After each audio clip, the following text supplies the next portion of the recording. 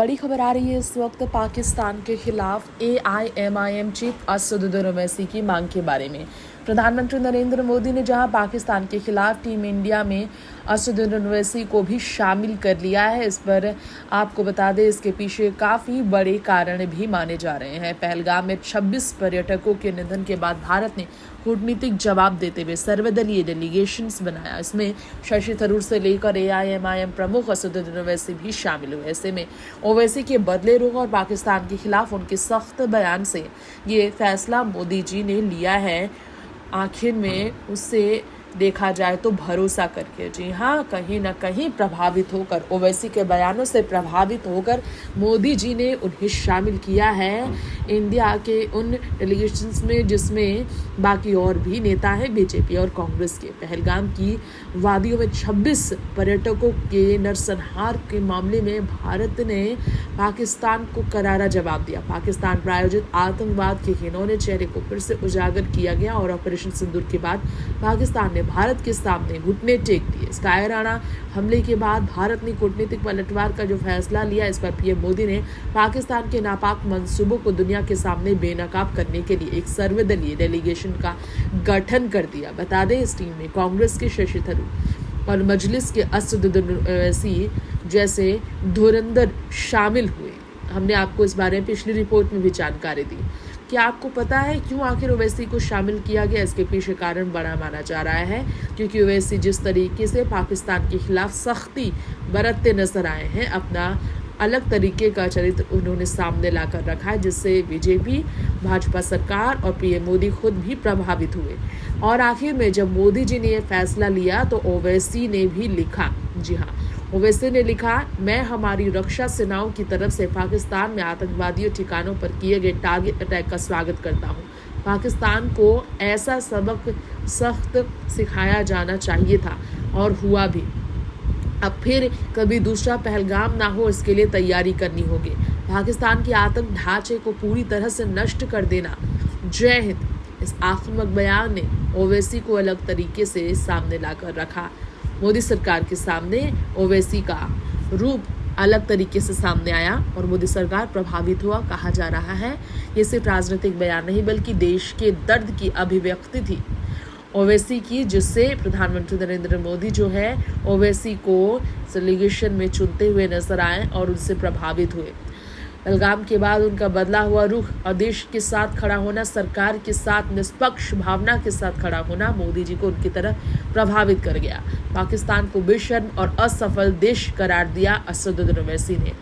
सजा देने का वक्त उन्होंने कहा। ये सारे उनके शब्द थे, जिससे पीएम मोदी वाकई में ओवैसी से काफ़ी बड़े स्तर पर प्रभावित हुए। इसके अलावा मुस्लिम समुदाय का प्रतिनिधित्व, जी हाँ, ओवैसी भारत में मुस्लिम समुदाय के एक प्रमुख नेता है, इसलिए भी भारत सरकार ने उन्हें शामिल कर ये संदेश दिया, आतंक के खिलाफ लड़ाई में सभी समुदाय को साथ लेकर वो चल रहे हैं। मुस्लिम देशों में भारत की बात को अधिक गंभीरता से सुना जाएगा। ओवैसी इसलिए शामिल किए गए हैं। मोदी जी की इसमें दूर दूर की सोच आप देख सकते हैं। पाकिस्तान के खिलाफ उनका सख्त बयान तो सबने देखा भी।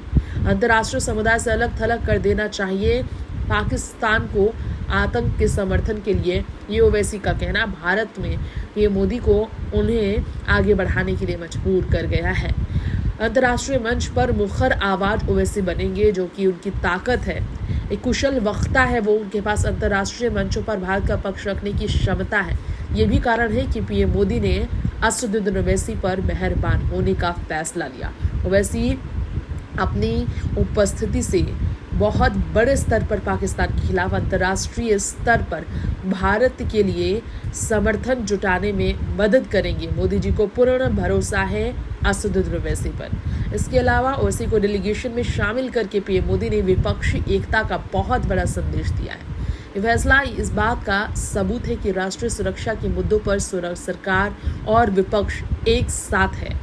इससे अंतर्राष्ट्रीय स्तर पर भारतीय जनता पार्टी नहीं बल्कि भारत की स्थिति मजबूत होगी।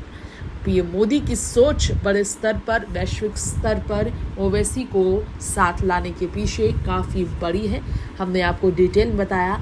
ओवैसी ने पाकिस्तान के खिलाफ कई कड़े बयान दिए और पाकिस्तान को आतंक का समर्थन करने वाला देश बताया।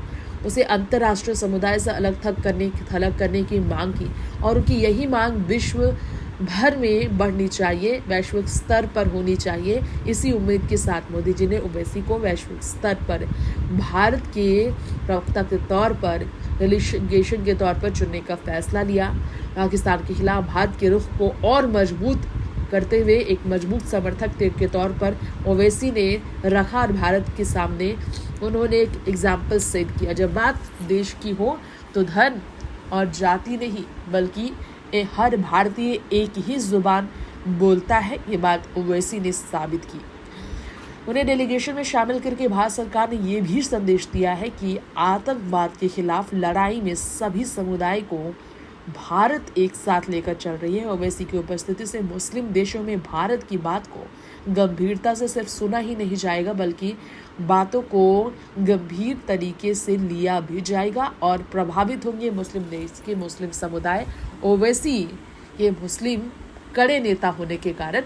इसके अलावा पाकिस्तान के प्रति अपने रुख को पूरी तरह से बदलते हुए ओवैसी ने पाकिस्तान को बेशर्म असफल देश कहते हुए पाकिस्तान की सरकार और सेना को लताड़ते हुए जैसे शब्दों का प्रयोग किया, जिस तरह धमकियां दी, चेतावनी दी, इससे ओवैसी में एक ऐसा रूप सामने आया है सबके सामने कि उनके रगों में भारत का खून दौड़ता है और भारत के लिए वो अपने खून का एक एक कतरा भी बहाने का मौका मिले तो वो पीछे नहीं हटेंगे। हर भारतीय सेना की तरह उन्होंने भारत के लिए अपनी लड़ाई जुबान के जरिए एक बेहतर नेता के तौर पर जारी की, जो उनका बेहतर चरित्र को बाहर लेकर आता है। उन्होंने कहा सजा देने का वक्त आ गया है, यानी कि वो पूरी तरह से पाकिस्तान को आतंक का समर्थन करने के लिए सबक सिखाना चाहते हैं। ओवैसी का ये बदलाव भारत सरकार के पाकिस्तान के प्रति सख्त रवैये के अनुरूप निश्चित है और ओवैसी को इस डेलीगेशन में शामिल करना मोदी सरकार का एक रणनीतिक कदम माना जा रहा है। पाकिस्तान के आतंक ढांचे को पूरी तरह नष्ट कर देना चाहिए। पाकिस्तान को ऐसा सबक सिखाना चाहिए।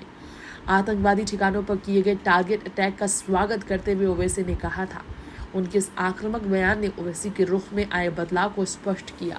वो मुस्लिम समुदाय के बीच, भारत में अपने समर्थकों के बीच हर जगह यही आवाज़ उठाते नजर आए कि समय सरकार पर हमला करने का नहीं बल्कि सरकार के साथ खड़े होकर पूरे देश को एक साथ आकर एकता का मिसाल कायम करने की है, ताकि आतंक के खिलाफ इस लड़ाई में भारत की जीत निश्चित हो और आतंक का हमेशा के लिए देखा जाए तो सफाया हो जाए।